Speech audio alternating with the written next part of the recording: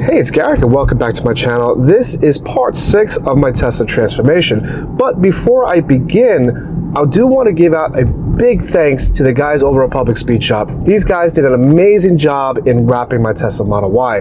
Now, if you haven't seen that video, I'll have that link of the video in the description below, or you can click on that link right up here. So in this transformation today, one of the biggest problems that most Model 3 and Model Y owners have is we actually don't have a screen that's in front of us. So we do have to look at the screen in the center console. And if you look at the Model S and the Model X, they do have that screen in front. So Hansshow sent me over their latest screen that not only is going to be displayed right in front of us, and it's also going to have air pass through the unit, so it actually won't block the AC or the heat during the times that you need it. And on top of all of that, it's going to have Android Auto and Apple CarPlay, which is missing in the Teslas. I'm super excited in getting this screen installed, so why don't you all follow me and let's go do this.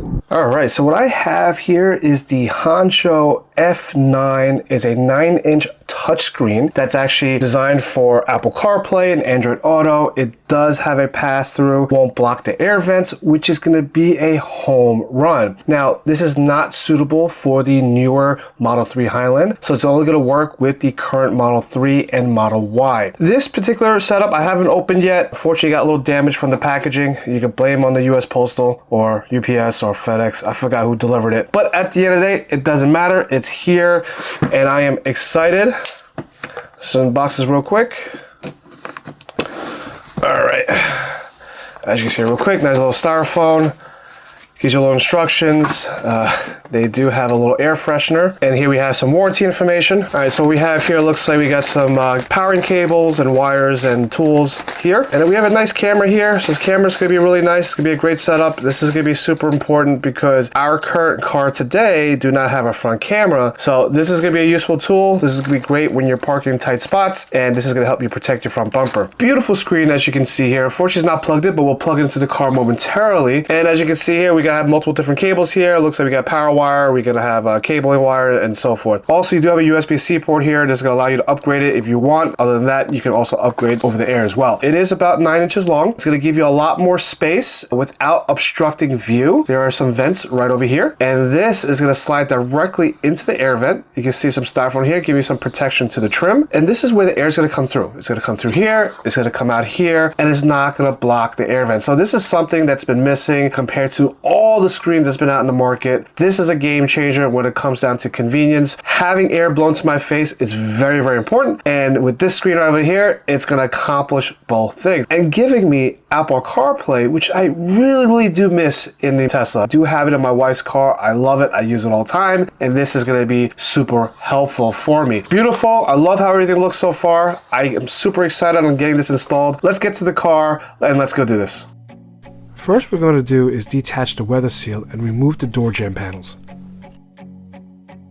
Be sure to use the trim removal tool to take the clip out. There is also another clip that holds the carpet to place. Be sure to remove that one as well. The next thing we need to take out is the wood or the white dash trim, depending on the color interior you decide to get. I have the carbon fiber trim, which I got from Hansshow as well. The link of the product is in my description below. Time to wire the power and CAN bus connections into the Tesla. If you have the Intel chip, you would have to install it behind the glove box. If you have the Ryzen chip like what I have, you would need to install it into the side panel. First, you would unplug the wires and you would have to daisy chain it with the wiring kit from Hansshow. The blue plug is where we're going to plug the wire harness into. Before we install the screen, we want to make sure everything's working properly. As soon as you put the car into drive, the camera will automatically turn on. This makes it a huge upgrade without having to manually turn the camera on. What we're going to do next is we're going to apply the mounting stickers onto the dash trim. There are 3 dots on the strip, and there are actually indicators on where you're going to run the wires into. The next thing we need to do is run the power and camera cables through the dash panel. You are to slide each wire through the indicator markings, which was shown moments ago. Then you will slide the F9 screen onto the dash and you'll pull the sticker to the perforated line. The other part of the sticker will be under the screen and you should not see it on both sides. Then flip it over and slide the metal bracket on. be sure to have the wires run through the bracket. And also, the bracket have holes that needs to be lined up with the screen. When it's all lined up, screw in the screws to make the screen secured into the dash panel. There's actually a total of 4 screws. The next thing you want to do is to take the front out. There are a total of 4 screws holding the front down. You would need a 10mm ratchet in order to take the screws out. Be sure to detach the front light or slide it through the hole as you're taking out the front. Since I already had a camera installed from a previous screen, I fished the new camera cable by taping it to the old camera wire. I then pulled it through the firewall. You can check out the video in my link below on how I ran the cable through the firewall. We are now going to mount the camera onto the mounting bracket. You would use the 2 tiny screws that came with the kit. You can either add double-sided tape or screw the bracket into the bumper. You can untighten the screws on the side of the bracket to position the camera to your liking. This will actually be done after the installation is complete. After running the cables through the bumper, it's time to mount the camera. Just be sure to have the area wiped and cleaned before placing the camera. Be sure to hold it down for a bit for the camera to be mounted properly. Now that the camera is mounted properly, it's time to zip down the camera wires to make it a clean install. You can use as many zip ties as you need to make it look clean. I've also decided to electrical tape the camera wire connection to protect it from detaching. Better be safe than sorry. Time to put everything back together. I've also taped down the wires within the dash. This help gives it a clean install and not having the wires rattle while you're driving. Be sure you tuck all the wires back in as well. Don't forget to place the 2 clips back into place.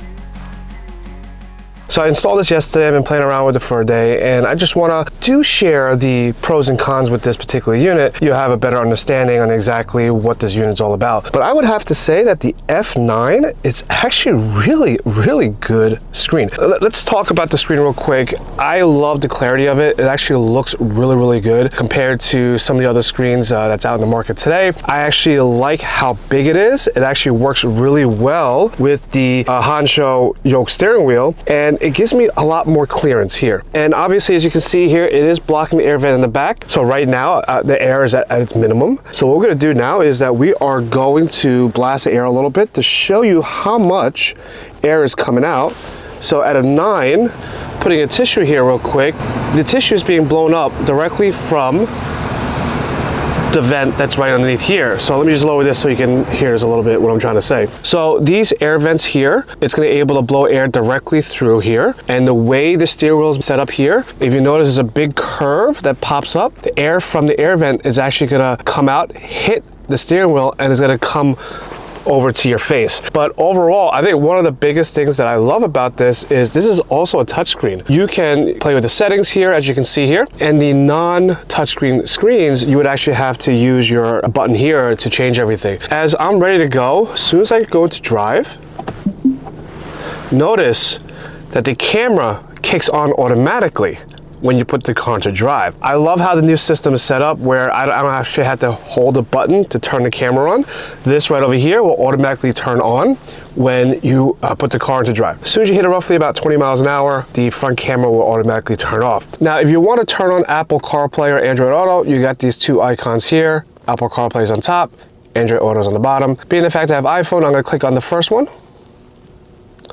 And as you can see here, Apple CarPlay. You know, I have Apple CarPlay in my wife's car. We use it all the time. I think it's awesome. Here, we don't have it. We have to use the infotainment system that's provided by Tesla, and we have their navigation maps here, which is not bad. I'm not gonna knock on the navigation here, but there are certain features that I'm missing that I use in my other car, which is gonna be Waze.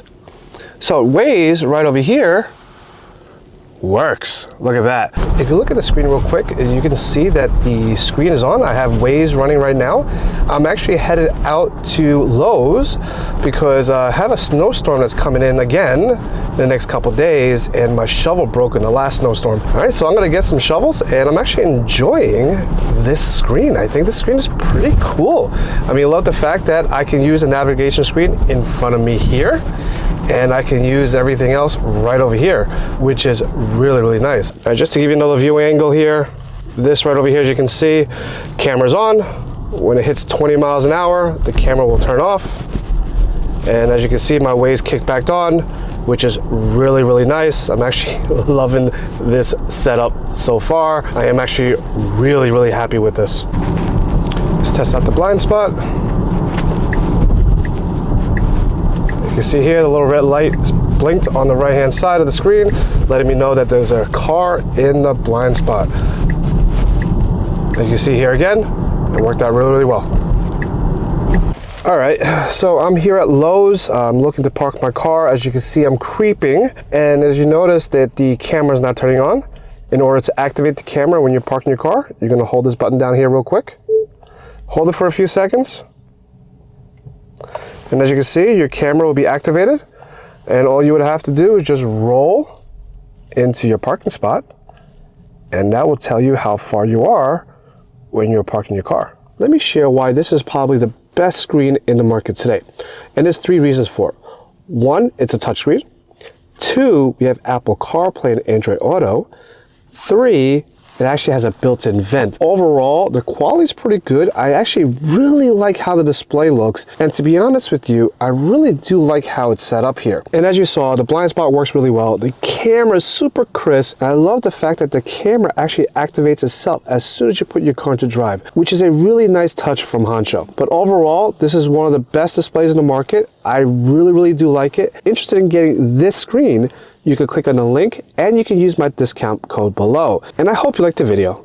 If you did, don't forget to give me a thumbs up. And if you have any questions, anything you want me to review, please leave that comment below. If you are a subscriber to my channel, thank you for the support. If you're not a subscriber, click on the subscribe button and the notification bell. You don't want to miss out on great videos on accessorizing your Tesla. All right, everybody, be safe, and I'll catch you on the road.